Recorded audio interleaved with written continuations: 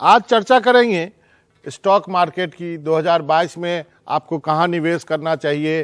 तीसरी लहर की बात हो रही है तो हेल्थ सेक्टर में, हेल्थ इंश्योरेंस में क्या करना चाहिए, और इन सब चीज़ों पे बातचीत करने के लिए आज हमारे साथ हैं संजीव बजाज, ज्वाइंट चेयरमैन और मैनेजिंग डायरेक्टर बजाज कैपिटल के। सर, आपका बहुत बहुत शुक्रिया, आपने एनडीटीवी से बातचीत के लिए वक्त निकाला। नमस्कार। मेरा पहला सवाल है कि मार्च 2020 में स्टॉक मार्केट ने गोता खाया या गिरावट हुई, फिर उसी तेजी से बढ़ा, तब से अब तक इक्विटी म्यूचुअल फंड निवेशक की जर्नी को आप कैसे डिस्क्राइब करेंगे? देखिए, वही बहुत अच्छा एक केस स्टडी है कि जब मार्केट गिरता है तो आपको डरना नहीं चाहिए। जैसे मार्च 2020 में एक डूम एंड ग्लूम बोलते हैं ना कि ये सब कुछ बर्बाद हो गया, सब कुछ खत्म हो गया, आप बीत दीजिए, और मार्च में मार्केट बहुत जोर से गिरी। बट अगर आप उस टाइम पे और निवेश करते और आप ठहरते तो मार्च के बाद जो रिटर्न्स आई है, किसी ने अपनी इस लाइफ टाइम में इतनी रिटर्न्स नहीं देखी जितनी लास्ट 18 महीने में रिटर्न्स आई हैं। आई नो ये दिसंबर में थोड़ी सी करेक्शन हुई है, बट उसके बाद भी निवेशक का इतना बढ़िया उसने पैसा कमाया है पिछले 1.5 साल में।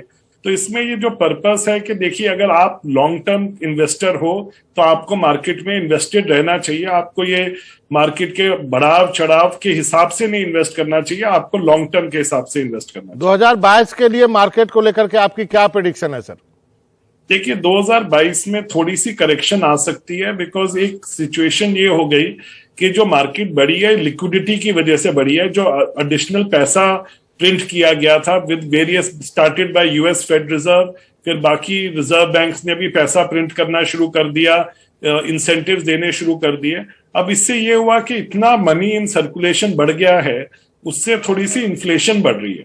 जब इन्फ्लेशन बढ़ती है तो उसमें ये हो जाता है कि अमीर और गरीब का डिफरेंस बहुत ज्यादा बढ़ जाता है, तो उसके लिए इन्फ्लेशन को कर्ब करना पड़ता है, जिसके लिए थोड़ी सी मनी सप्लाई को कम करना पड़ता है, इंटरेस्ट रेट्स को बढ़ाना पड़ता है, मनी को वापस खींचना पड़ता है। तो जब ये होता है तो स्टॉक मार्केट पे एक नेगेटिव इम्पैक्ट आता है। अब ये इमीडिएटली होएगा, 6 महीने बाद होएगा, ये कोई प्रिडिक्ट नहीं कर सकता। पर जो हम एक्सपेक्ट कर रहे हैं कि स्टॉक मार्केट जिस तेजी से ग्रो की है 2020 और 2021 में, उतनी तेजी नहीं दिखेगी आपको। बट आज की तो मेरा सवाल है कि 2022 में निवेशकों को मार्केट में कब आना चाहिए, उनका इन्वेस्टमेंट प्लान क्या होना चाहिए? देखिए, मार्केट में आने का टाइम अब तो अभी बेस्ट है, बिकॉज मार्केट थोड़ी सी करेक्ट हो रखी है। आज की डेट में मार्केट में वैल्यूएशन अच्छा है। तो अगर आप वेट कर रहे थे तो आपका जनवरी और के शुरू में एक बहुत अच्छा टाइम है मार्केट में आने का।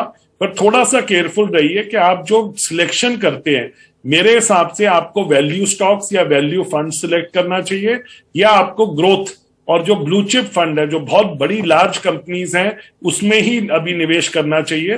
बिकॉज जो कई छोटी कंपनीज हैं, जो इतनी स्ट्रांग कंपनी नहीं, उनकी वैल्यूएशन बहुत हाई है आज की डेट में भी, जिसमें करेक्शन आ सकती है। तो आपको उससे बच के चलना चाहिए। तो आपको थोड़ा सा केयरफुली अपना पोर्टफोलियो बनाना पड़ेगा। तो 2022 में हमें किस सेक्टर में जाना चाहिए, कौन सा सेक्टर अच्छा कर सकता है, निवेशक कैसे प्लान करें? आपकी प्रेडिक्शन क्या है? देखो, मैं एक कंपनीज होती हैं जिन्हें बोलते हैं ब्लू चिप कंपनीज, ये है सबसे बड़ी कंपनीज।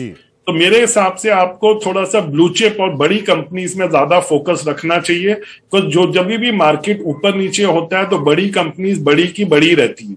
दूसरा जो आपको सेक्टर देखना चाहिए, I think IT sector will continue to grow, because Omicron अभी फिर से आ रहा है और इससे टेक्नोलॉजी डिजिटल स्पेस में बहुत रैपिड एक्सपेंशन हो रही है। ये कंपनीज जो डिजिटाइजेशन 5-10 साल पहले आ गए, तो इसका इनको बेनिफिट मिलता रहेगा।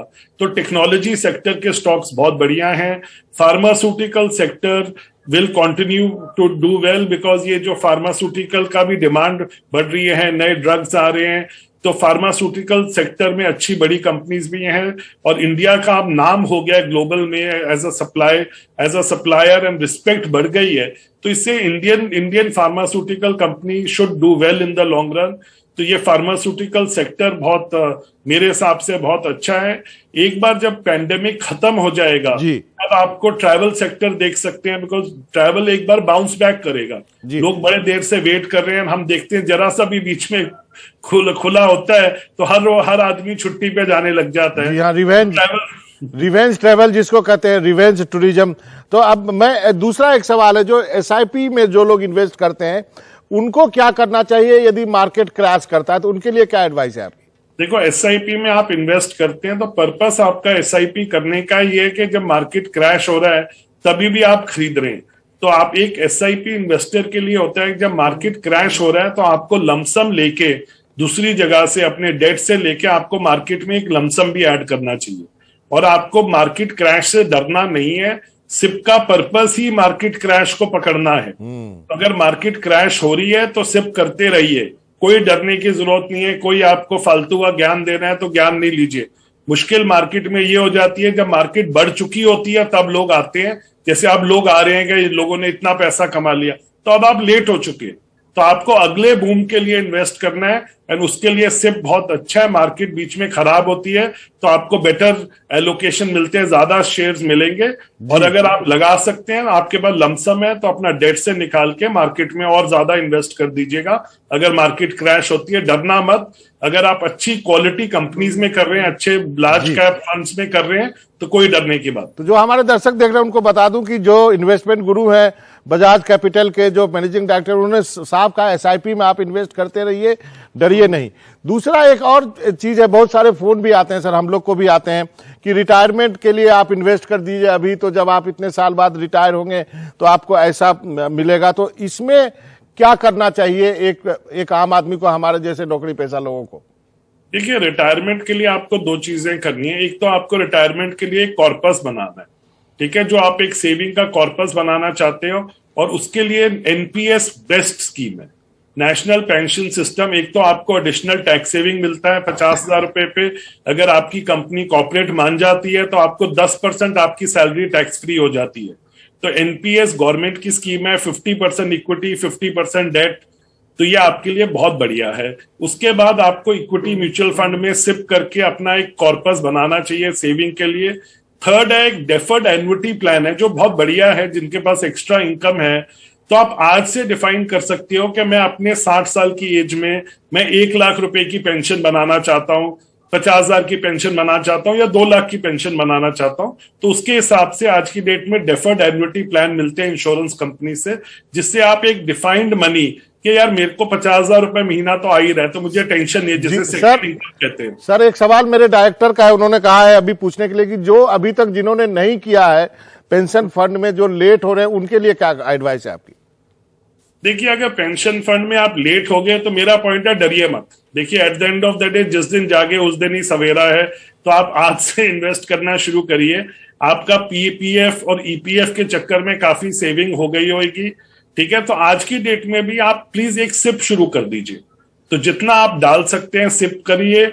और अगर आप आज की डेट में भी डेफर्ड एन्युटी प्लान का मतलब ही ये होता है पेंशन का, कि आप ना आज पैसा डाल रहे हैं और उसके बाद 10 साल के बाद पेंशन ले रहे हैं, एंड उसमें अगर आप रिटर्न देखोगे तो आपको ज्यादा बेटर मिलेगी, बिकॉज 10 साल आपका पैसा एक्यूमुलेट भी कर रहा है।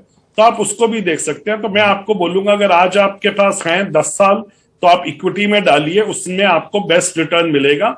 बट सिंस आप कंजर्वेटिव हैं, आप समझिए आपका रिटायरमेंट का कॉर्पस है, अगेन मैं बार बार ये बोल रहा हूं, इसको हाई क्वालिटी कंपनीज में ही डालिए, ठीक है। ये बहुत जरूरी है। आप रिस्क नहीं ले सकते। आप ये स्मॉल स्टॉक्स लोगों के टिप्स पे उस पे मत इन्वेस्ट करिए, हाई क्वालिटी कंपनीज में इन्वेस्ट करिए, तो आप सेफ रहेंगे। चलिए शिवानी, आपको इसका जवाब मिल गया होगा। एक अंतिम का सवाल है सर, थर्ड वेव की बात हो रही है, ऐसे में लाइफ इंश्योरेंस का कैसा कवरेज होना चाहिए? हॉस्पिटल के खर्चे बढ़ेंगे, उसके लिए हमारे व्यूअर को बताएं कि टिप्स बताएं कि उनको क्या करना चाहिए। मेरा अंतिम सवाल है सर। देखिए, ये बहुत जरूरी है। देखिए, थर्ड वेव आ रहा है और हमने कोरोना ने क्या दिखाया कि पूरी फैमिली इकट्ठे बीमार हो सकती है। लोगों ने 5 लाख 10 लाख का फ्लोटिंग कवर लिया हुआ था, एक आदमी का 7-8 आ गया, 2 लोग अगर हो गए तो 15-18 लाख लग गया। एक फाइनेंशियल क्राइसिस आ गई है लोगों की फैमिलीज में। तो आपको एक सबसे सस्ती स्कीम होती है, उसे बोलते हैं सुपर टॉपअप। वो होता है 2,000 5,000 से 5,000 रुपए में आप अपना कवर 5 लाख से 50 लाख तक ले जा सकते हैं। ये एक तो सबसे जिसके बोलते हैं ना महाअस्त्र या ब्रह्मास्त्र है, ये सुपर टॉपअप आप इमीडिएटली लीजिए। दूसरा, कि आज की डेट में 5 लाख का कवर इज नॉट इनफ, आपको 20 से 50 लाख रुपए का कवर होना चाहिए। और मैं एक आपको बड़ी अच्छी फैक्ट बताता हूं कि 5 लाख के कवर और 20 लाख के कवर में कॉस्ट का डिफरेंस खाली 15-20% होता है जी। ठीक है, आपके 10 लाख और 50 लाख के कवर में करीब 10-15% का कॉस्ट का डिफरेंस है। तो लोगों का एक मिसकंसेप्शन है कि 50 लाख का कवर बहुत महंगा है, तो ये ज्यादा महंगा नहीं है। तो आप अपना कवर बढ़ाइए। और लाइफ इंश्योरेंस, आपकी जो अभी इनकम है उसका आपके पास 15 से 20 टाइम का लाइफ इंश्योरेंस होना चाहिए। और उसमें एक सबसे इंपॉर्टेंट पॉइंट है, आपका लाइफ इंश्योरेंस की जो कवरेज एज तक है वो ज्यादा से ज्यादा होनी चाहिए, 85 होनी चाहिए या 99 ईयर होनी चाहिए, कि आपका लाइफ इंश्योरेंस का जो प्रीमियम दिया है वो एक लेगेसी प्लानिंग हो गया। आपको अपने बच्चों को 1-2 करोड़ रुपए देना है, या तो आप अपना पैसा खर्चो मत, उसको बचाते रहो, या आप एक इंश्योरेंस 99 ईयर की ले लो, जिससे आपको अभी भी प्रोटेक्शन मिलेगी और आपकी फैमिली के आपके बाद के लिए कॉर्पस है और अपना पैसा आप खुद खर्च सकते हो। जी, बहुत बहुत शुक्रिया सर।